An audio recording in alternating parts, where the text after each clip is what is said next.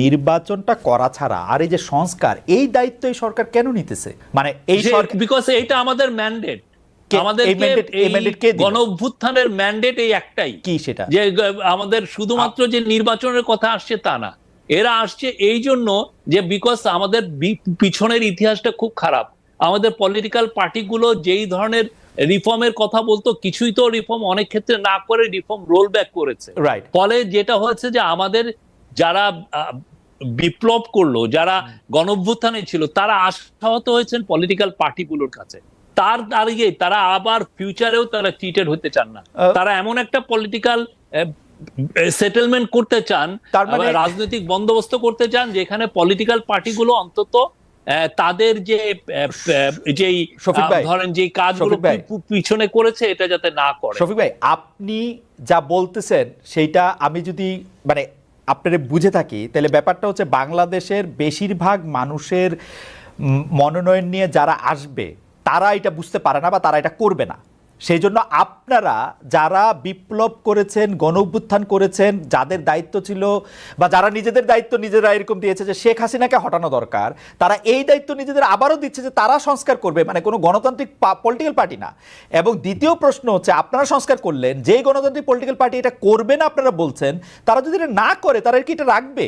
তারা না রাখলে আবার তারা আমাদের ছেলেমেয়েরা তো জেগে উঠেছে, আমাদের রেভলিউশনারি বিপ্লবীরা তো, কিন্তু এটা তো গণতন্ত্র হইতেছে না। কিন্তু শফিক ভাই, এটা তো গণতন্ত্র হইতেছে না। তারা আবার ফেস করবে, প্রোটেস্ট ফেস করবে। শফিক ভাই, এটা তো গণতন্ত্র হইতেছে না। আপনি যাদেরকে তারা বলছেন, না এটা কেন গণতন্ত্র? না, এটা গণতন্ত্র হইতেছে না। তো ধরেন যে এখন বিএনপি বা আওয়ামী লীগ এখন বিএনপি এখন ক্ষমতায় আসবে। এখন বিএনপি ক্ষমতায় আসবে, আপনারা বিএনপি কে ট্রাস্ট করতেছেন না যে বিএনপি প্রয়োজনীয় সংস্কারগুলি করবে। আপনারা মনে করছেন এই সংস্কার আপনাদেরই করে যেতে হবে, নাহলে বিএনপি আর করবে না। না, সেই ধরনের একটা ট্রাস্ট ডেফিসিট তো সমাজে তৈরি হয়েছে। এটা তো একটা অমূলক একটা বিষয় না।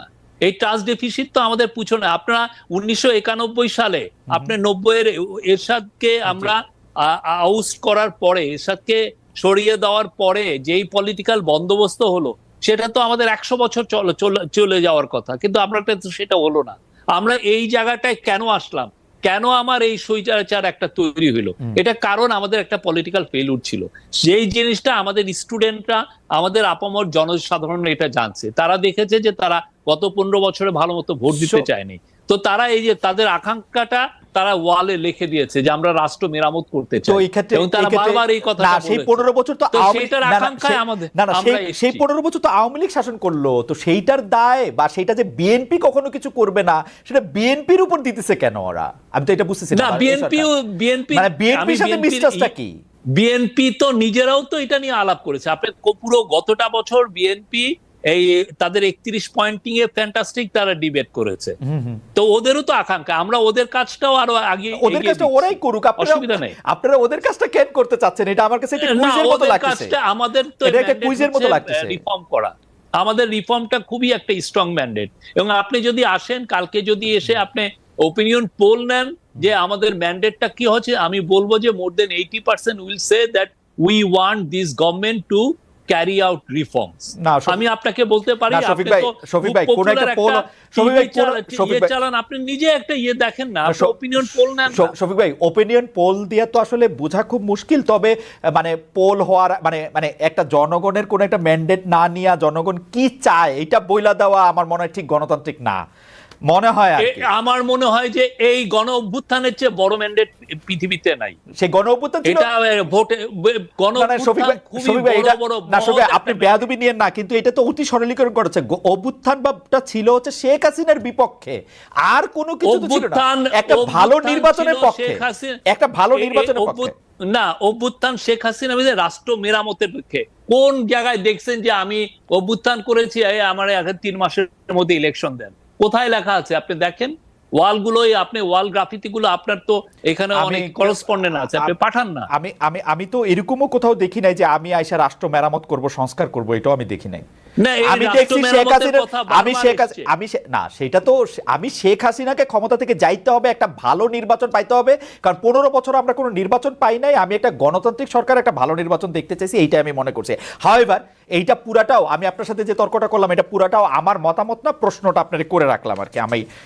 আমি আমি জানি যে আপনি ব্যাপারটা নিয়ে ভাবতেছেন, ভাববেনও আর কি। না, আমাদের মিশন খুবই সিম্পল। রাষ্ট্র মেরামতের জন্য যতটুক রিফর্ম করার দরকার আমরা করব, অবশ্যই এটা পলিটিক্যাল পার্টির সাথে কনসালটেশন করে এবং তাদের সাথে একটা কনসেনসাসের মাধ্যমে এই রিফর্মটা করা হবে।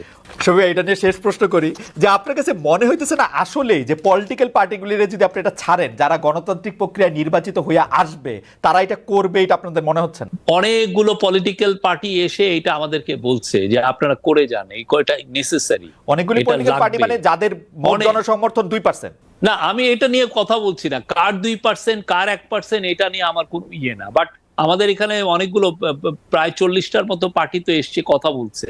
তো আমরা তো জানি তারা অনেকেই, বেশিরভাগই চাচ্ছেন যে না, আমরা যাতে খুব নেসেসারি, যেগুলো খুব দরকারি সেগুলো রিফর্ম আমরা যাতে ক্যারি আউট করি। ওকে, যেহেতু আপনারা অন্তর্বর্তীকালীন সরকার, সেহেতু বারবারই আগের অন্তর্বর্তীকালীন সরকারের সাথে একটা তুলনা আসে, -1 -2 নানা ধরনের ফর্মুলা নিয়ে কথা বলা হয়।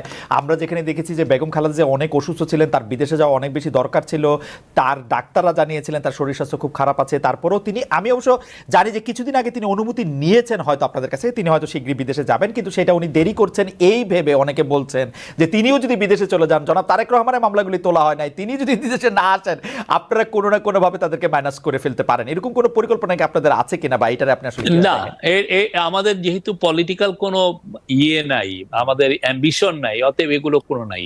আমরা খালেদা জিয়াকে যথেষ্ট সম্মান করি এবং আমাদের মধ্যে কোনো -2 এগুলো কোনো ধরনের কোনো এজেন্ডা নাই। আমাদের একটাই এজেন্ডা, রিফর্ম গুলো ক্যারি আউট করা এবং ভালো একটা ইলেকশন দেওয়া। আচ্ছা, এই সরকারের 100 দিন উপলক্ষে জাতির উদ্দেশ্যে যে ভাষণ দেওয়ার ক্ষেত্রে প্রধান উপদেষ্টা বলেছেন এই সরকারকে ব্যর্থ করার জন্য, অকার্য করার জন্য আমরা বিশাল অর্থে বিশ্বব্যাপী দেশের প্রতিটি স্থানে প্রতিটি জায়গায় এক ধরনের মহাপরিকল্পনা দেখার কথা তিনি বলছেন। বলা হচ্ছে একটা বড় প্রচেষ্টা হচ্ছে বিভেদ সৃষ্টি করা, কিন্তু আমরা কিন্তু দেখতে পাচ্ছি বৈষম্য বিরোধী ছাত্র আন্দোলনের সঙ্গে এই অন্তর্বর্তীকালীন সরকারের একটা দূরত্ব কি সৃষ্টি হচ্ছে। কেউ কেউ বলছেন এই সরকার কি করছেন আমরা দেখতে পাচ্ছি না, উপদেষ্টা হিসেবে কাদের নিয়োগ দিচ্ছেন আমরা দেখতে পাচ্ছি না। কেউ কেউ এইটাও বলছেন যে ছাত্র আন্দোলন থেকে যে উপদেষ্টারা এসছেন তাদের সঙ্গে অন্য উপদেষ্টাদের এক ধরনের এবং দেও সৃষ্টি হয়েছে।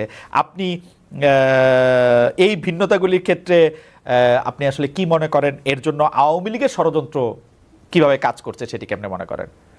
আমি মনে করি যে আমি তো 14টা ক্যাবিনেট মিটিং এ ছিলাম, আমি তো দেখেছি যে তারা খুবই একটা ভালো টিম। আমি তো কোনো কারোর মধ্যে বৈরিতা বা কেউ দূরত্ব তৈরি হয়েছে কারোর মধ্যে, এটা আমার কাছে ইয়ে হয় না। আমি মোটামুটি প্রত্যেকটা মিটিং এই থাকি, দেখি তো খুবই দে আর এ ভেরি গুড টিম। আর সত্যিকার অর্থে কিছু কিছু ক্রিটিসিজম খুবই হেলদি। আমরা চাই যে সমস্ত বাংলাদেশের যারা আমাদের যদি দুর্বলতা থাকে, আমরা যদি মিস্টেক করি, সেটা বৈষম্য বিরোধী ছাত্ররাই হোক আর পলিটিক্যাল পার্টি হোক, তারা আমাদেরকে ক্রিটিসাইজ করুক, তাহলে আমরা বুঝবো যে আমরা ঠিক করছি নাকি বেঠিক করছি। আর এটার মানে এই না যে সে আমার থেকে দূরে চলে গেল, কারোর সাথে আমাদের দূরত্ব নেই। আমরা মনে করি পলিটিক্যাল পার্টি বা বৈষম্য বিরোধী ছাত্র আন্দোলন সবই আমাদের অংশীজন, এটা নিয়ে আমাদের কোনো ধরনের কোনো দূরত্ব নাই।